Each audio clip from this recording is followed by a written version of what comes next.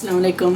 हम अब दोबारा शुरू करेंगे। यहाँ लेफ़्ट किया था जैकेट का सिलाई, और इसमें थोड़ी सी मैं आपको तफसीर बता देती हूँ कि क्या किया है और अब क्या करने जा रही हूँ। तो इसके नीचे जो है वो ट्रिम लगानी है ना। इस किस्म की ट्रिम जो है गुम हम नहीं लगा सकते।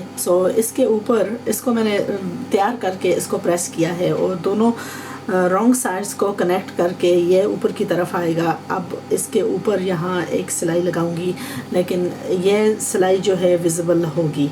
और अगर इससे आप अगर मज़ीद कुछ करना चाहते हैं तो फिर लेस वगैरह ऊपर लगाकर इसको फिनिशिंग कर सकते हैं। वैसे बनारसी के ऊपर भी अगर आप सिलाई लगाएं तो वो बुरी नहीं लगेगी और आप वो देख सकेंगे कि उसका कैसा फिनिशिंग होगा। उसके बाद अभी हमने बाजू वगैरह लगा दिए हैं, बीच में पीछे डाट्स वगैरह लगा दें, इसको प्रेस करके मुकम्मल कर लिया है। और इसके ऊपर जो है इस तरह की एक साइड पर मैंने लगाई है, दूसरी तरफ भी ऐसी ही पट्टी लगाकर फिर ऊपर सिलाई करेंगे। तो बीच में मैं बात नहीं करूंगी क्योंकि मैं आपको एक इंट्रोडक्शन कराना चाहती हूँ जिस औरत का बयान मैं अक्सर सुनती हूँ। तो अल्हम्दुलिल्लाह ये है सिस्टर फ़रत हाशमी, जिसको मैं अपनी एक बहुत ही उस्ताद की नौबत से भी इज़्ज़त करती हूँ। और दूसरा जो है ये हमारे लिए एक हमारी उम्मत मुस्लिम उम्मत के लिए एक गिफ्ट है। मैं इसका बहुत ही एहतराम करती हूँ। मैं आपको बता नहीं सकती कि इसकी इंटेलिजेंस और जो इसका इल्म है वो हमारे लिए कितना फ़ायदेमंद है। तो मैं अक्सर जब सिलाई करती हूँ तो मुझे असल में वीडियोस करना जो है कई दफ़ा अच्छा नहीं लगता, क्योंकि वो मुझे रोकता है ये बयान सुनने से क्योंकि अगर मैं ख़ुद बात करती हूँ तो फिर मैं इसकी बातें नहीं सुन सकती। तो मैं आपको यही एडवाइस हम सब सिस्टर्स को एडवाइस दूँगी कि अगर आपने इनका बयान वग़ैरह नहीं सुना तो आप अपना वक़्त निकाल कर जब आप सिलाई करती होती हैं तो आप इसकी साथ जो है इल्म का से फ़ायदा उठाएं। क्योंकि मेरे पास जो है बोल का लेजर ऐसा नहीं है जो अल्लाह पाक ने इस सिस्टर को दिया है, और जो इल्म इसके पास है वो हम शायद कभी भी ना हासिल कर सकें।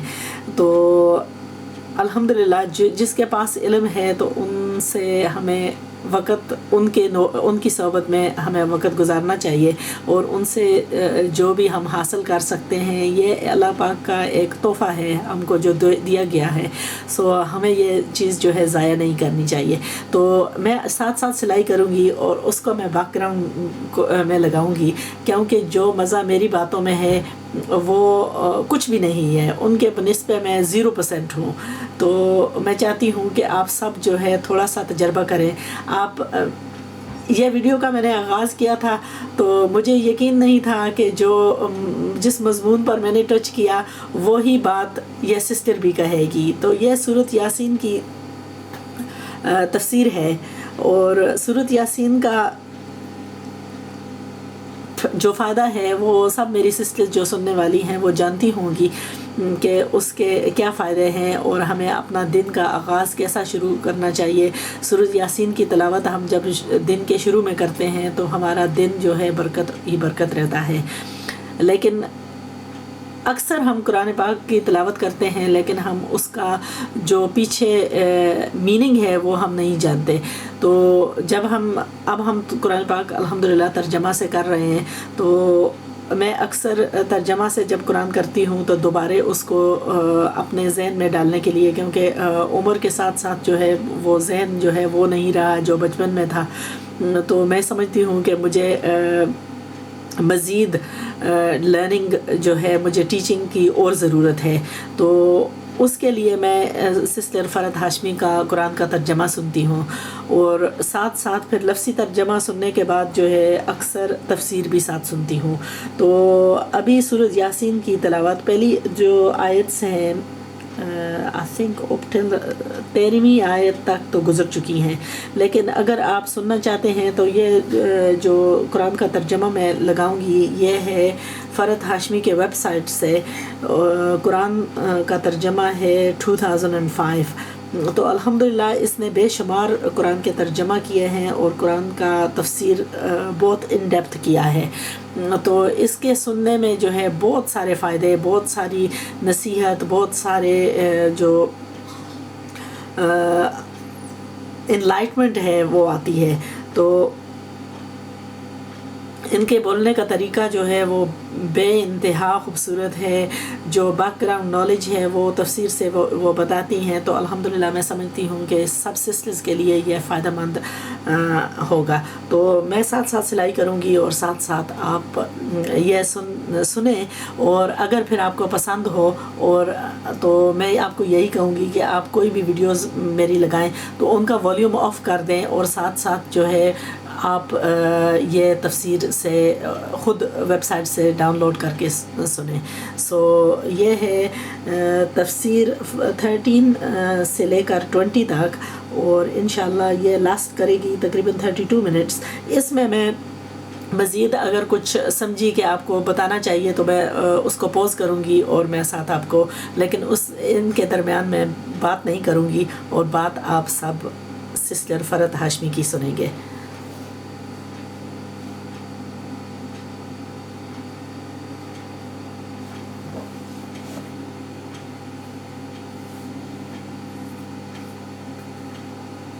کیجیے ان کے لیے خطاب ہے نبی صلی اللہ علیہ وسلم سے. آپ سے فرمایا جا رہا ہے کہ آپ ان اہل مکہ کو ایک واقعہ سنائیے، ایک مثال بیان کیجیے. اور اس کے لیے وَضْرِبْ کا لفظ آیا. ضرب کہتے ہیں ایک چیز کو دوسری پر مارنا، اور ضربہ کے کئی معنی بیان ہوئے، جیسے سفر کرنے کے معنوں میں بھی، اسی طرح حقیقی معنوں میں بھی مارنے کے، اور یہاں پر بیان کرنے کے. کیا بیان کیجیے؟ مثلا ایک مثال. مثال کا لفظ مثل سے ہے، مانند، یعنی ایک چیز جو دوسری کے مانند ہو، اسی کی طرح ہو. یعنی ایک بات کو اس طرح بیان کیجیے کہ اس سے دوسری بات کی وضاحت ہو سکے. اہل مکہ کے سامنے ایک واقعہ رکھیے جس سے انہیں ایک سمجھنے کی بات سمجھ آ سکے. وَضْرِبْ لَهُمْ مَثَلًا، بیان کیجیے ان کے لیے ایک مثال. کس کی مثال؟ اصحاب القریتی، قریہ والوں کی، بستی والوں کی.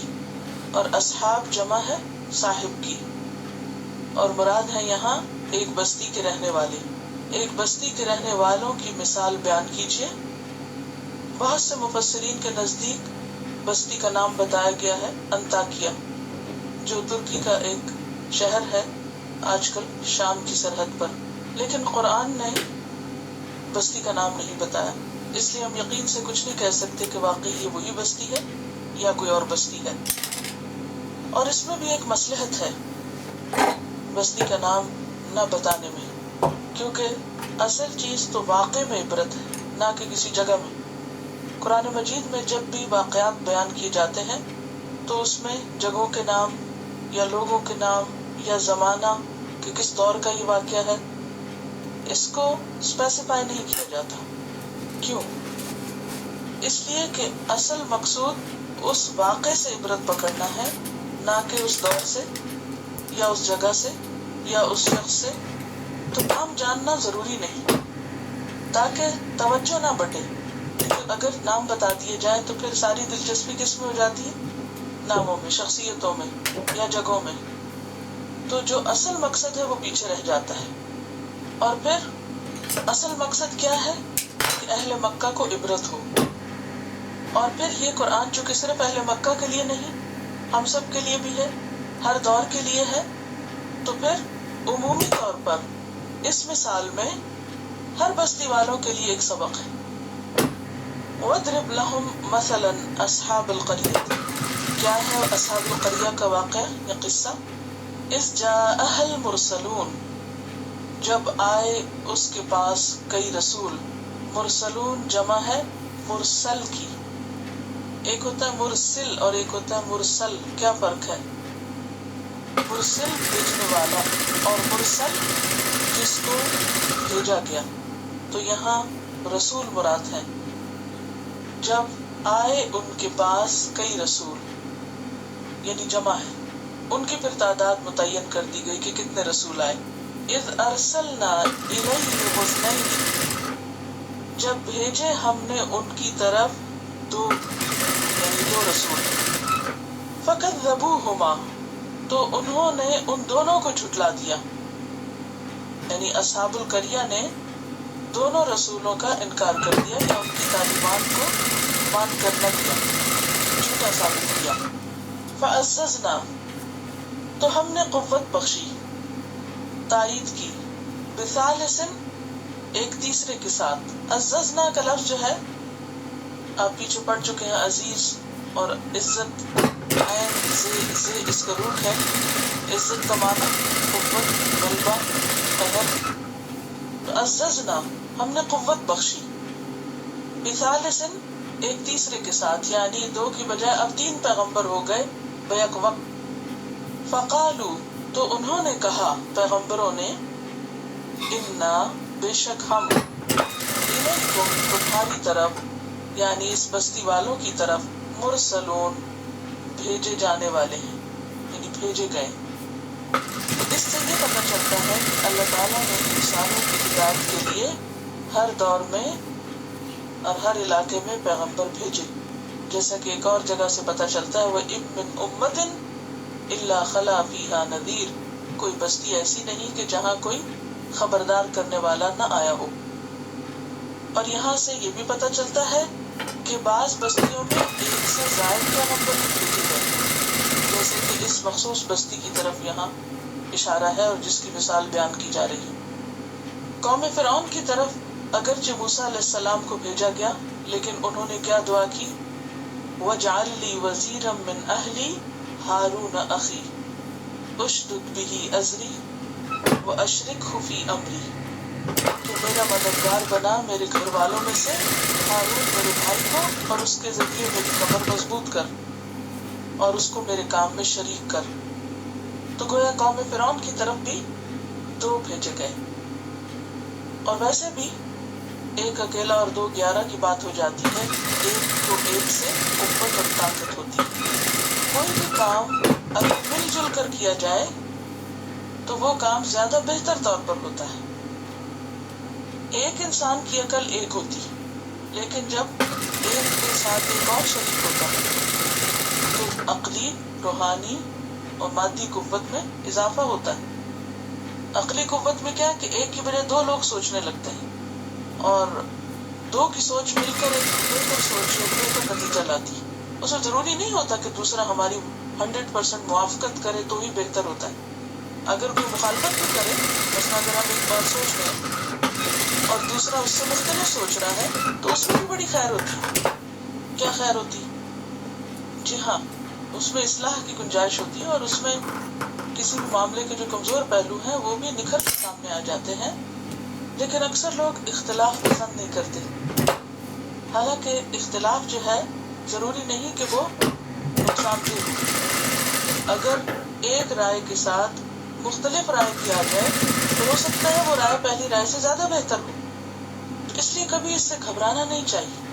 غصے کا تب اور غصے کے ذہنی کا مظاہرہ کرتے ہوئے اپنا نقطہ نظر بھی سمجھانا چاہیے اور دوسرے کا بھی سمجھنے کی کوشش کرنی چاہیے. اور اگر ایک دفعہ آپ دل کھلا کر لیں تو اس سے کیا ہوتا ہے، بہت سے معاملوں کو سمجھنا آسان ہو جاتا ہے. تو یہاں آپ دیکھیے کہ 2 رسول پہلے بھیجے گئے، اور جب 2 لوگ کوئی کام مل کے کرتے ہیں تو بعض اوقات دونوں کے طریقہ کار میں بھی کچھ فرق ہوتا ہے. تو ایسی صورت میں تقسیم کار بہت ضروری ہوتی ہے، یعنی جہاں لوگ اکٹھے ہو کر کام کریں، اور خاص طور پر لیڈرشپ کے رول پر، کیونکہ پیغمبر کا رول جو ہے وہ لیڈر کا رول ہوتا ہے. اور اگر ایک جگہ پر 2 لوگ ایک ہی پوزیشن میں یا ایک ہی سٹیٹس میں کام کر رہے ہوں تو پھر بعض اوقات مشکلات بڑھ جاتی. ایسی صورت میں احسن طریقہ کیا ہوتا ہے؟ تقسیم کار، ڈویژن آف ورک، کس کو کیا کرنا ہے، اور صلاحیت کے مطابق تقسیم کار، کہ جو شخص جو کرنے کا اہل ہو اس کو وہ کرنے دیا جائے. اس کے نتیجے میں کیا ہوگا؟ پروگرس زیادہ ہوگی. اور اگر 2 سے کام نہ بنے تو تیسرے کو بھی شریک کر لیا جائے. جیسے کہ یہاں پر اللہ تعالیٰ نے پہلے 2 بھیجے اکٹھے، جب دیکھا کہ ان کی بات نہیں سنی جا رہی تو ایک اور کو بھی بھیج دیا، اور پہلے دو نے بالکل اعتراض نہیں کیا کہ ہم کم تھے، جب آپ نے ایک اور کو بھیج دیا، تیسرے کو بھی قبول کر لیا، اور ان سب نے مل کر کہا فقالوا انا الیکم مرسلون. اس کے باوجود قوم نہ مانی.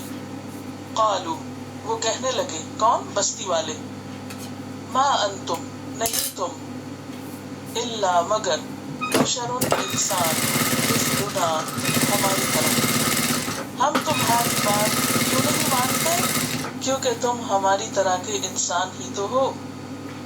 دوسری بات، وما انزل الرحمن من شیء، اور نہیں نازل کی رحمان نے کوئی بھی چیز. ان انتم الا تکذبون، نہیں تم مگر جھوٹ بول رہے.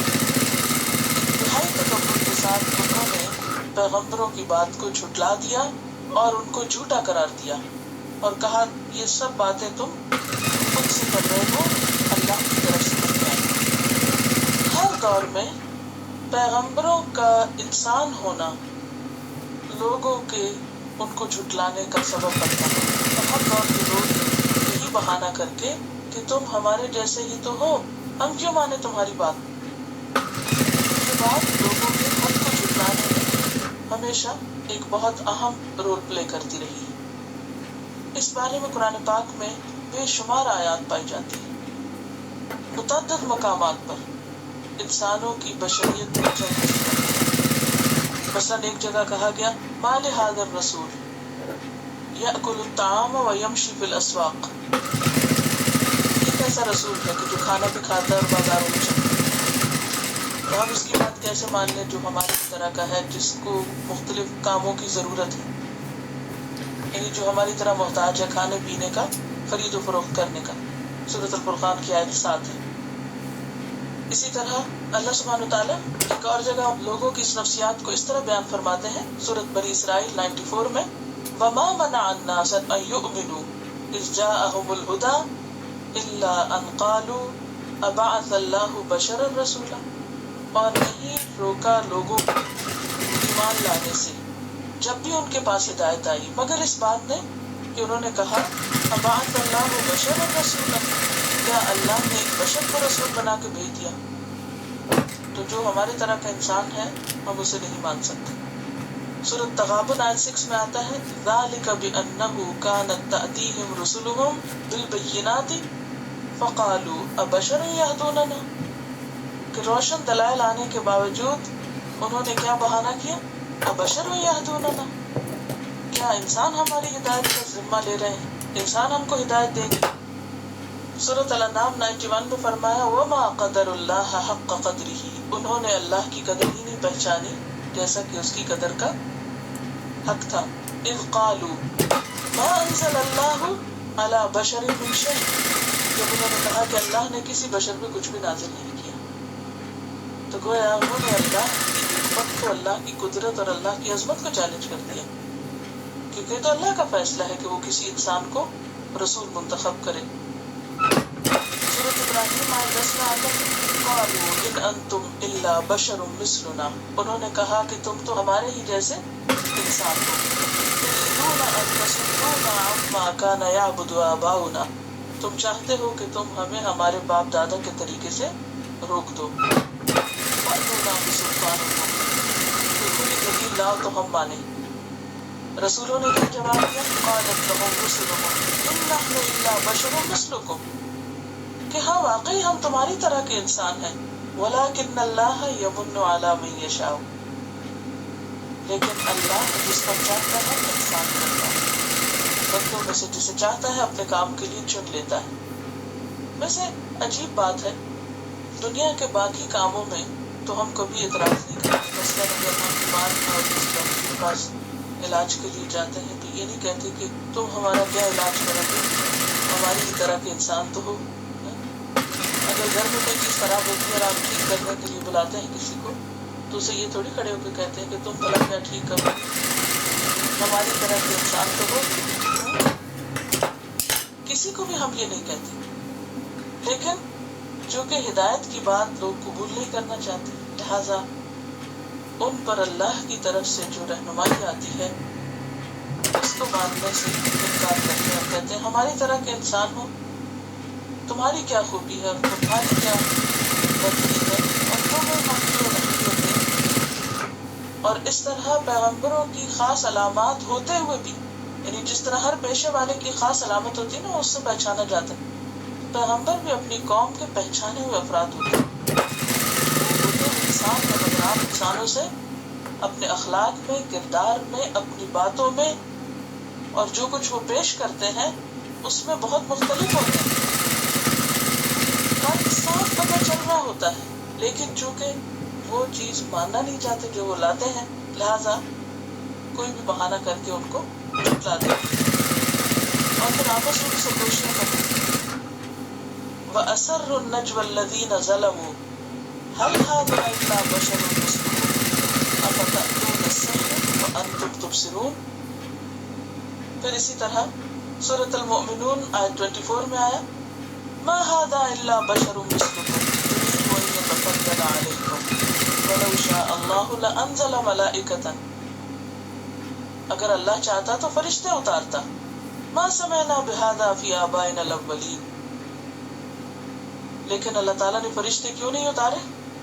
سورۃ الانبیاء آیت 7 میں فرمایا وَمَا أَرْسَلْنَا قَبْلَكَ إِلَّا رِجَالًا نُوحِي إِلَيْهِمْ. ہم نے آپ سے پہلے بھی کبھی فرشتہ نہیں اتارے، انسانوں کو ہی نبی بنا کے بھیجا ہے.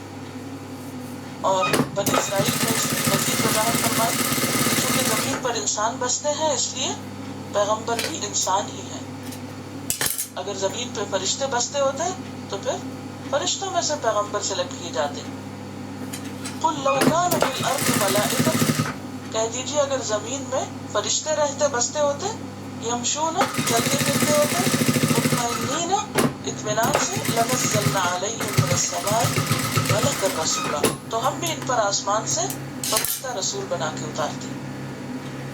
تو چونکہ انسانوں کو اپنے جیسے انسانوں کے طریقہ کار سے زیادہ رہنمائی مل سکتی ہے، اس لیے اللہ نے اپنی حکمت کے تحت انسانوں ہی کو رسول بنا کے بھیجا. اور یہ بات ہر دور کے انسانوں کے لیے ہدایت کے راستے میں رکاوٹ بنی رہی. اگلوں پچھلوں کی نفسیات ایک ہی تھی. قالوا ما انتم الا بشر مثلنا.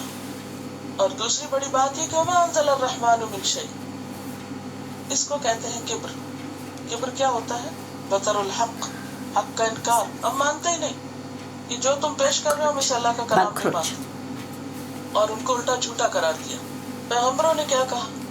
قالوا ربنا یعلم. فرنٹ کرچ. انہوں نے کہا ہمارا رب خوب جانتا ہے. One league. انا الیکم لمرسلون. بے شک ہم تمہاری طرف البتہ رسول بنا کے بھیجے گئے. اب دیکھیے کہ پہلے پیغمبروں نے کیا کہا؟ آؤٹ سائڈ لیگ سے. فقالوا انا الیکم مرسلون. بہت آرام سے بات کی کہ ہم تمہاری طرف رسول بنا کر بھیجے گئے. جب انہوں نے جھٹلا دیا تو پیغمبروں کا جواب کیا تھا؟ نمبر 1 ربنا یعلم، نمبر 2 انا الیکم، اور نمبر 3 لمرسلون. 3 مؤکدات ہیں. اس کو کہتے ہیں کہ جب بات نارمل طریقے سے ہو رہی ہو تو دلیل بھی اس کے مطابق ہو، اور جب بات میں یعنی مخالف کی بات میں شدت ہے تو پھر جواب میں بھی ایسے ہی دلائل زیادہ. اس لیے دوسرے مرحلے پر جواب میں زیادہ شدت پائی جاتی ہے. ربنا یعلم، تو کوئی بات نہ مانو، ہمارے رب کو تو پتا ہے اس کا عمل کیا. انا بے شک ہم، یقیناً ہم، الیکم لمرسلون. لام یہاں تاکید کا ہے. البتہ رسول، جیسے کہ سورۃ العنکبوت آیت 52 میں آتا ہے قل کفی باللہ بینی وبینکم شہیدا. میرے اور تمہارے درمیان اللہ گواہ ہے، اللہ کی گواہی کافی ہے. وہ اللہ یعلم ما فی السماوات والارض، جو آسمان و زمین کی ہر چیز کو جانتا ہے. وما علینا الا البلاغ المبین، اور نہیں ہے ہمارے ذمہ مگر پہنچا دینا کھلم کھلا، واضح طور پر. یہ کس کا قول ہے؟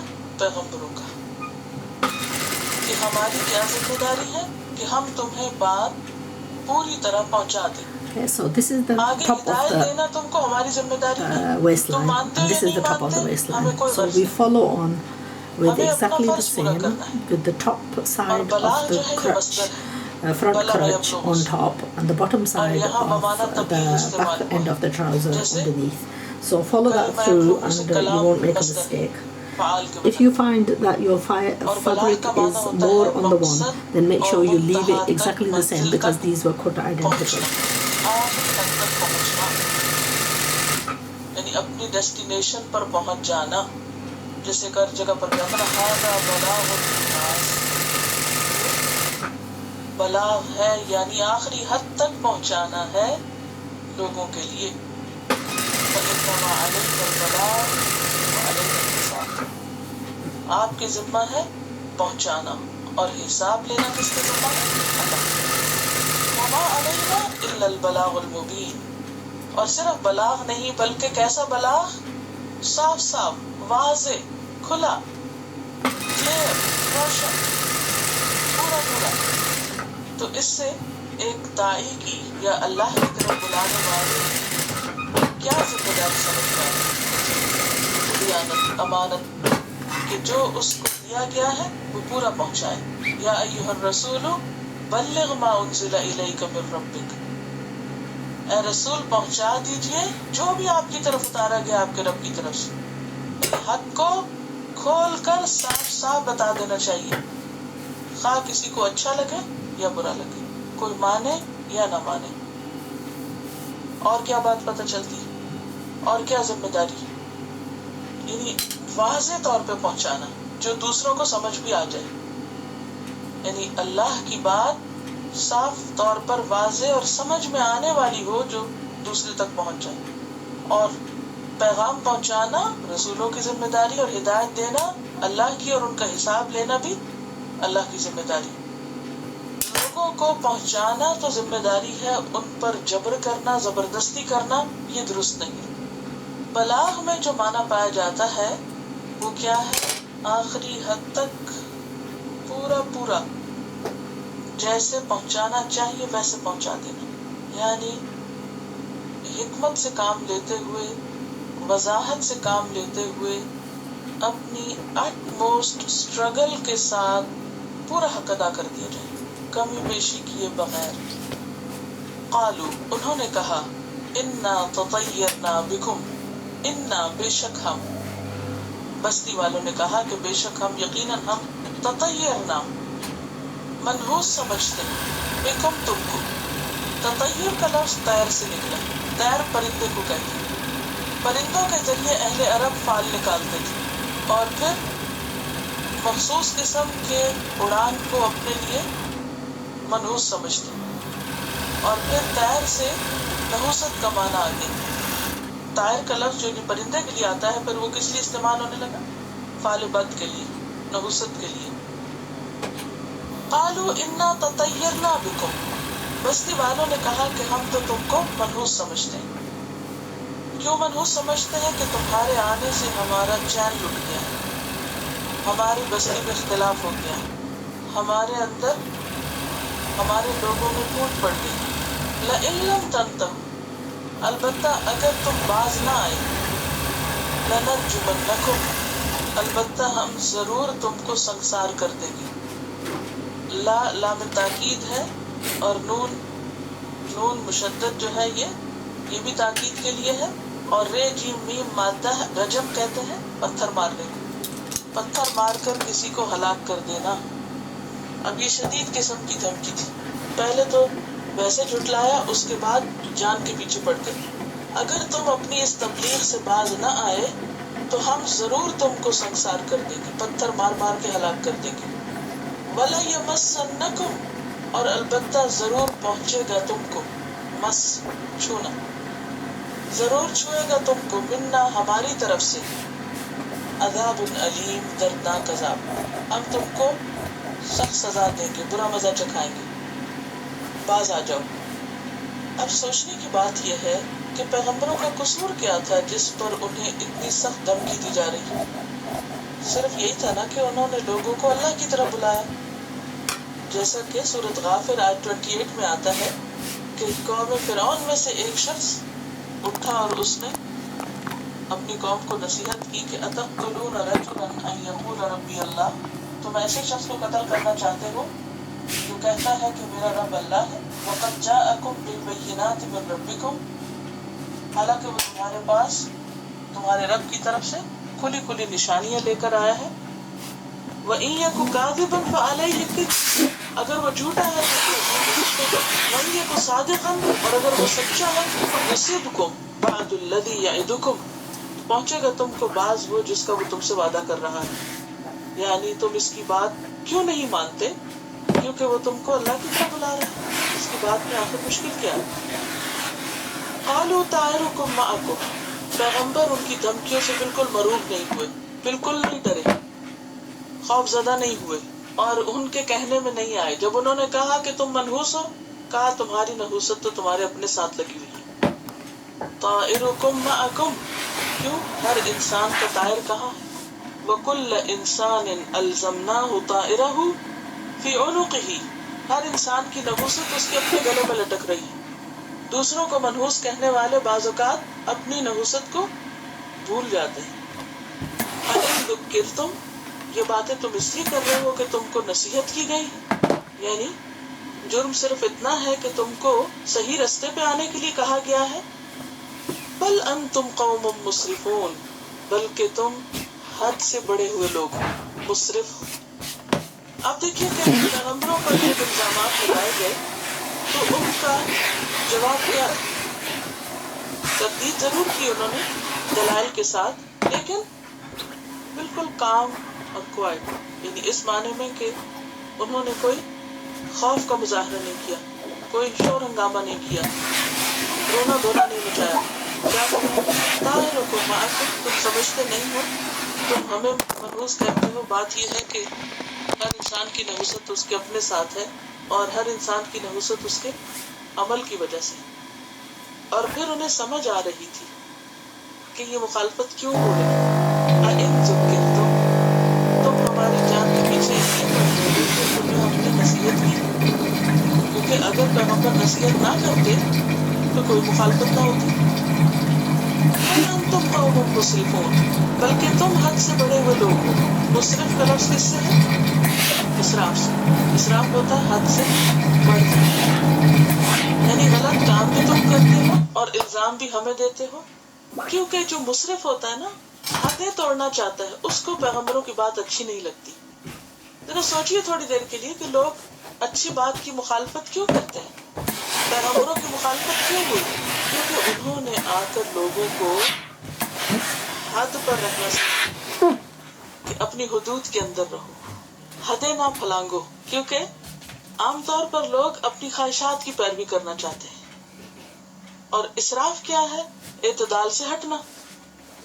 ہر چیز میں ہمارے دین نے ہمیں اعتدال سکھایا ہے۔